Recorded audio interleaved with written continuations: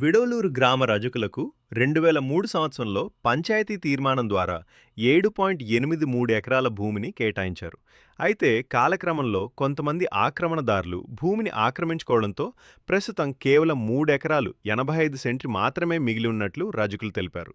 మిగిలిన భూమిని కూడా విడవలూరు జాన్పేటకు చెందిన గద్దె మోహన్ ఆక్రమించి దౌర్జన్యాలకు పాల్పడుతున్నాడని ఆరోపించారు. ఈ సమస్యను స్థానిక ఎమ్మెల్యే వేమిరెడ్డి ప్రశాంత్ రెడ్డి దడ్డి దృష్టికి తీసుకెళ్లగా ఆమె స్పందించి సంబంధిత అధికారులతో మాట్లాడి రజకుల కోసం ధోబీ ఘాట్ ఏర్పాటు చేయాలని ఆదేశించారు. అధికారులు ఏర్పాటు చేపడుతున్న సమయంలో ఆక్రమణదారుడు అక్కడికి తరలించిన రాళ్లను ధ్వంసం చేసినట్లు రజకులు పేర్కొన్నారు. ఈ ఘటనపై స్థానిక పోలీస్ స్టేషన్లో కేసు నమోదైంది. రజకుల భూమిపై జరుగుతున్న ఆక్రమణలకు శాశ్వత పరిష్కారం చూపించి తమకు న్యాయం చేయాలని ఎమ్మెల్యేను రజకులు కోరుతున్నారు.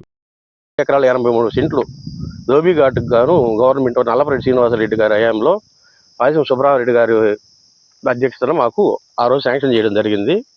కొంతకాలానికి 2 ఎకరాలు వేరే వాళ్ళు అడ్డగిచ్చి అమ్మేసి వెళ్ళారు. తర్వాత మళ్ళీ వాక్కి 2 ఎకరాలు పోయింది. ఇప్పుడు 3 ఎకరాల 80 సెంట్లు మిగిలి ఉంది. ఇది ఇదే విధంగా అన్యాక్రాంతంగా అక్రమణకు గురవుతుందని మేమందరం కలిసి దాన్ని పొలం చేసుకొని చేసుకుంటూ ఉన్నాము. ఈ మధ్య కాలంలో గద్దె మోహన్ అనే వ్యక్తి వచ్చి దాన్ని ఆక్రమిస్తున్నారు. ఆక్రమిస్తే మేము అడ్డుకున్నాము, పలుమార్లు అడ్డుకున్నాము. తర్వాత మా వల్ల కాక మేము ఎమ్మెల్యే గారికి దృష్టికి తీసుకెళ్ళాము. ఎమ్మెల్యే గారు మాకు కంచె వేసుకొని ఎంఆర్ఓ గారికి ఫోన్ చేసి చెప్పి వాళ్ళకి సర్వే చేసి నేను రాళ్ళు పంపిస్తాను, మీరు ఆ కంచె అయిపోయింది అని చెప్పి రాళ్ళు తీగ పంపించారు. 5 వేసుకొచ్చి ఇక్కడ దింపుకొని మేము 2 రోజుల తర్వాత వచ్చి నాటుకుందాం అనే లోపల ఆ గద్దె మోహన్ దౌర్జన్యంగా వచ్చి రాళ్ళని పగలగొట్టి అన్ని కొవ్వేసిపోయినాడు. అతను నాయకుల గురించి నాకు అన్యాయం చేస్తున్నాడని చెప్తున్నాడు.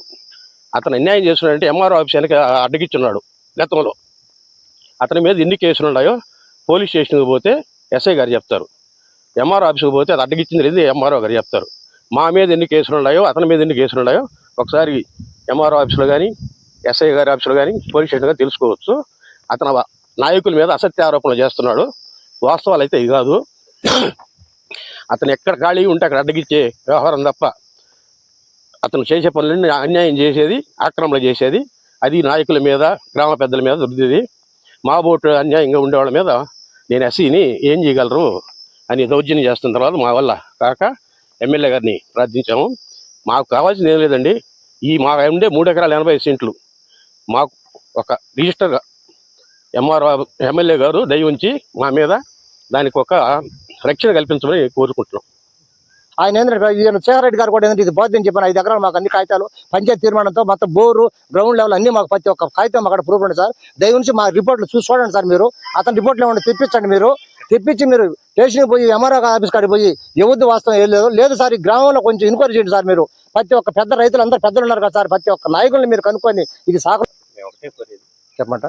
మేము ఒకటే కోరే సార్ మిమ్మల్ని, మా మేడం గారు ఏంటంటే మేడం గారు మేము దయించి మేము బాధపడేది ఏంటంటే ఈ 3 ఎకరాల 80 సెంట్లు సరే మాకు పరిష్కారం న్యాయం చేయండి మేడం. మేము అతను దెబ్బకు తట్టుకోలేకుండా మేడం, తట్టుకోలేకుండా శాశ్వతం మాకు పరిష్కారం చేయండి మేడం. తట్టుకోలేక నేను అప్పుడు నేను అందరూ వచ్చి మేడం ఇక్కడ ఇదిగో మేడం ఇక్కడ పక్కనే మేడం మేము వచ్చి కొంచెం దాన్ని నాణ్యత కూడా వేసుకున్నాం మేడం. ఆయన ఊరికి రోజు వచ్చి ఇబ్బంది పెడుతున్నట్ట దాని మీద కూడా ఇప్పుడు రావాలని ఉన్నాడు మేడం. ఆయన దాన్ని మొత్తం నేను దున్నిచ్చేస్తాను చెప్పి మా మీద దౌర్జన్యాలకు వస్తాడు మేడం. ఆ పైరుకి ఏదైనా జరిగినా కూడా మొత్తం అతనే రెస్పాన్స్ మేడం. దానివల్ల ఏంటంటే మా దయ నుంచి మేడం మేము ప్రతి ఒక్కరూ మేము వేడుకునేది ఏంటంటే మేడం మాకు ఒక్క సహాయం చేసి పెట్టండి మేడం. మీరు పేరు రాళ్ళు మొత్తం మీరు ఇచ్చారు, తీగిచ్చారు మేడం. మొత్తం ఇక్కడ అన్ని పగలు కొట్టేశాడు మేడం. దయవించి మాకు అధికారులు మీరు మాట్లాడి మేడం మాకు ఒక న్యాయం చేయండి మేడం. మేము మిమ్మల్ని వేడుకునేది అదే మేడం.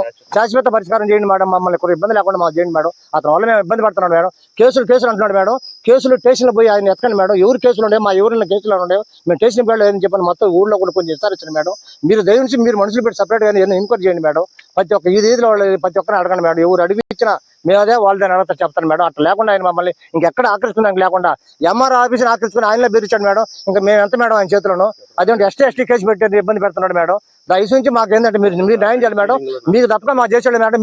మీరు అడిగడతలకి రాళ్ళు కంచి పంపించారు మేడం. మాకు మేము ఇప్పుడు కూడా మర్చిపోయాం మేడం. జన్మ నిన్న మర్చిపోయాడు మేడం. మాకు శాశ్వత పరిష్కారం చేయండి మేడం. ఈ ఒక్క సహాయం మాకు చేయండి మేడం.